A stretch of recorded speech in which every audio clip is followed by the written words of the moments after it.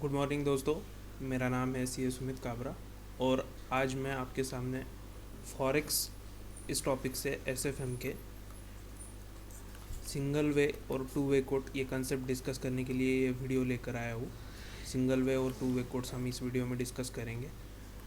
Video में आगे बढ़ने से पहले मैं आपसे एक रिक्वेस्ट करूँगा कि ऐसे ही कुछ कंसेप्ट के लिए आप नए नए वीडियोज़ अगर देखना चाहते हो तो मेरा चैनल सब्सक्राइब ज़रूर कीजिए।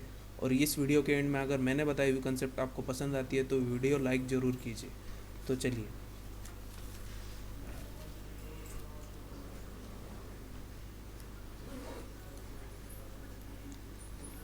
फॉरेक्स मार्केट का रोल क्या है। कोई भी इंडियन बिजनेस जब आउट ऑफ इंडिया के कोई बिजनेसेस से डील करता है तो फॉरेन फॉरेन मार्केट का रोल, फॉरेन एक्सचेंज मार्केट का रोल उसमें आता है। तो इंडियन बिजनेसेस को फॉरेन करेंसीज की रिक्वायरमेंट होती है in terms of import transaction और एक्सपोर्ट ट्रांजैक्शन। इंपोर्ट और एक्सपोर्ट ट्रांजैक्शन में फॉरेन एक्सचेंज करेंसीज की रिक्वायरमेंट आती है।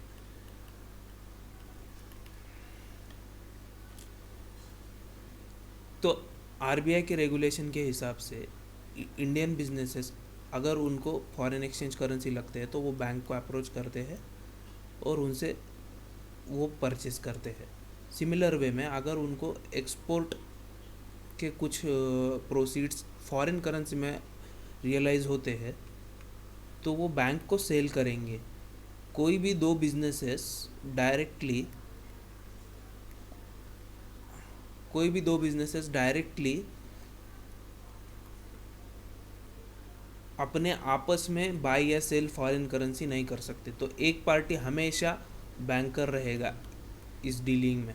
ये बात हमेशा ध्यान में रहे। एक पार्टी बैंकर रहेगा लेकिन हम लोगों को जो भी सम सॉल्व करने हैं एग्ज़ाम में वो कस्टमर पॉइंट ऑफ व्यू से ही सॉल्व करने हैं, कस्टमर्स के पॉइंट ऑफ व्यू से ही सॉल्व करने हैं। इसलिए बैंकर्स का पर्सपेक्टिव हम लोगों को नहीं लेकर चलना है। अभी मैं नेक्स्ट सीधा कंसेप्ट की ओर जाता हूँ। फर्स्ट, आप करेंसी के रेट्स लिखेंगे कैसे पेपर में। अगर सपोज बोला है कि ₹85 में $1 बाई या सेल हो रहा है तो इसको हम पेपर में लिखेंगे कैसे। हमेशा याद रहे जिस किसी करेंसी का रेट बोला जा रहा है वो हम लोगों को डिनोमिनेटर में लिखनी है। तो डॉलर का rate in terms of rupees मैं ऐसे लिखूँगा, रुपी बाय डॉलर। इसका मतलब यह हो गया कि डॉलर का rate in terms of rupees. Similar way में अगर मुझे ये बोलते हैं कि 90 रुपीज़ में 1 पाउंड मिल रहा है तो मैं इसको लिखते वक्त ऐसे लिखूँगा, रुपी बाय पाउंड। पेपर में भी आपने रेट कोड्स ऐसे ही नोट डाउन करने हैं। अभी फर्स्ट कंसेप्ट की ओर मैं जाता हूँ, single way quote. Single way quote मैं पहले ही बता चुका हूँ कि इस पूरे ट्रांजैक्शन में बैंकर हमेशा इन्वॉल्व रहेगा और हम लोगों को जो भी डीलिंग्स या क्वेश्चन सॉल्व करने हैं वो कस्टमर के पर्सपेक्टिव से सॉल्व करने हैं। तो अभी सपोज कस्टमर के पास $1 है और वो उसे बैंक को सेल करना है तो बैंक बोलता है मैं आपको इसके बदले में 85 रुपीज़ दूंगा। सिमिलर वे में कस्टमर को $1 परचेस करना है, $1 कस्टमर को परचेस करना है तो बैंक बोलता है मैं आपको 85 रुपीज़ में $1 दूंगा। तो बाय और सेल रेट दोनों सेम हो गए, बैंक के पर्सपेक्टिव से भी और कस्टमर के पर्सपेक्टिव से भी। तो इसको बोलते हैं सिंगल वे कोट। लेकिन कोई भी बिजनेस ऐसे चलता नहीं है। बिजनेसेस को लिए प्रॉफिट करना, उसमें से कुछ ना कुछ मार्जिन रखना ये बहुत ज़रूरी होता है। तो जिस रेट पे वो खरीदी करेगा उससे कुछ ना कुछ ज़्यादा रेट पे वो ज़रूर बेचेगा।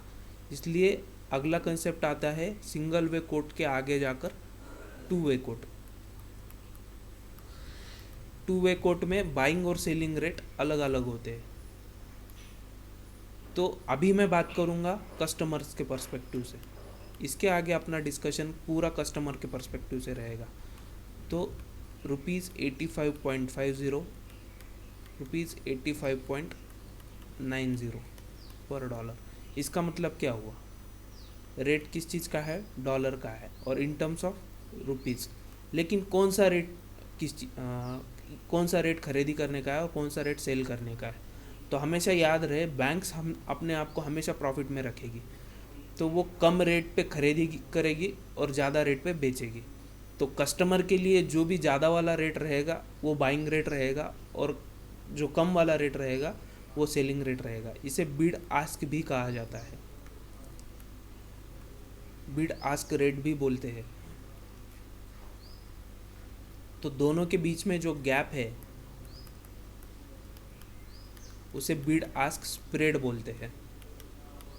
ये स्प्रेड का सिग्निफिकेंस क्या है, अगर बैंक कोर्ट के दोनों साइड इक्वली स्टक हो गया तो उसने विदाउट एनी रिस्क 40 पैसा पर डॉलर के हिसाब से अपना प्रॉफिट बुक कर लिया। सपोज अगर उसने $1000 इस रेट पे परचेस किए और $1000 इस रेट पे सेल किए, तो उसका मतलब बैंक का विदाउट एनी रिस्क $1000 इंटू 40 पैसा, इतना रुपीज़ प्रॉफिट उसका बुक हो गया। ओके,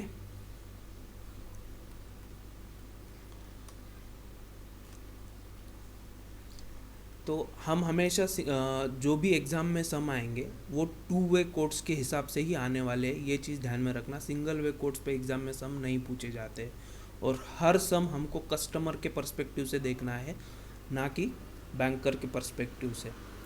तो 2 पॉइंट यहाँ पे मैं क्विकली रिवाइज करवा लेता हूँ और इस वीडियो को समअप करता हूँ। रेट्स हम राइट कैसे करेंगे,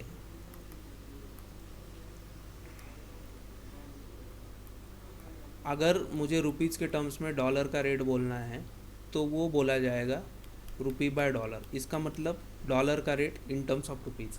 सेम वे में अगर मुझे रुपीज़ टर्म्स में पाउंड का रेट बोलना है तो वो बोला जाएगा रुपी बाय पाउंड।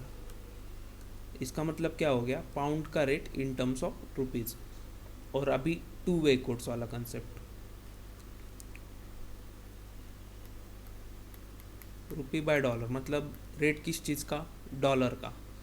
अभी ये कोट ऐसा है 85.5 और 85.9, तो ये हो गया मेरा बिड रेट और ये हो गया आस्क रेट।